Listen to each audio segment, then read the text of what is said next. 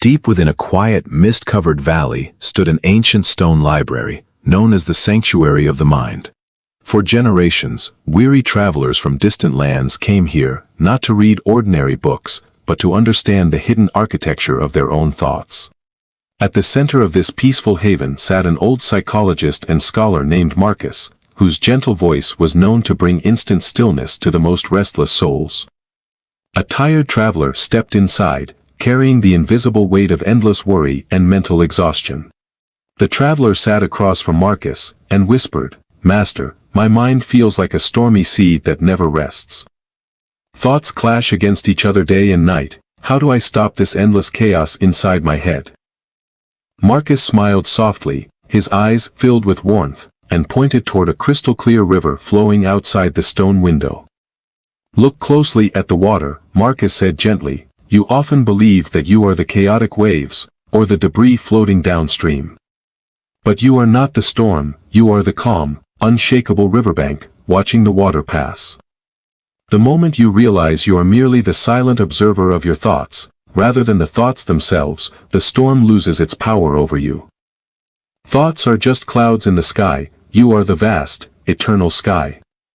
The traveler took a slow, deep breath, feeling a subtle shift in perspective.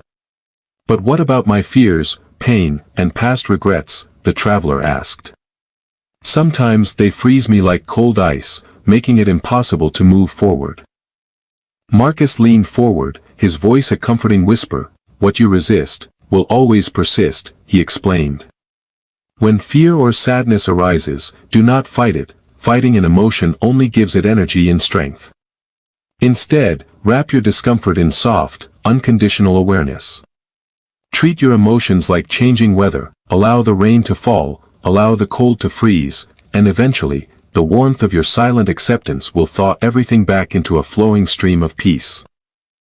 Marcus then opened a heavy, weathered journal, filled with profound psychological wisdom. "Remember this timeless truth," Marcus continued. "Anxiety is born when your mind wanders into a future that has not yet happened. Heavy sadness lives in a past that cannot be rewritten. True peace exists only right now, in this exact second, within the gentle rise and fall of your breath. Every deep, conscious breath you take is a natural reset button for your nervous system, signaling to your brain that you are safe." "We often believe that external events dictate our happiness," Marcus added, looking deeply into the traveler's eyes. "Yet, events are entirely neutral. It is only the story you tell yourself about the event that creates your suffering. You do not see the world as it truly is, you see the world as you are.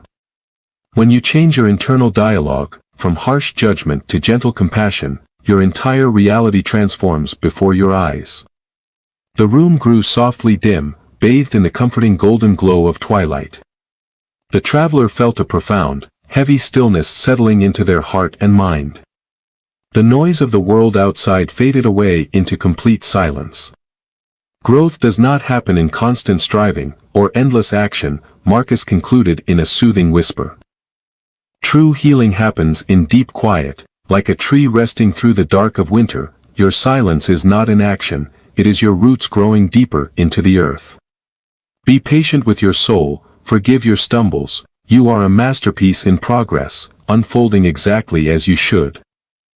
The traveler closed their eyes, letting all heavy burdens melt away into the cool evening air. As night fully descended upon the quiet valley, every anxious thought settled gently, like falling leaves on tranquil water. Breathe in quiet clarity, breathe out all tension, and let your mind rest, in perfect, undisturbed, harmony.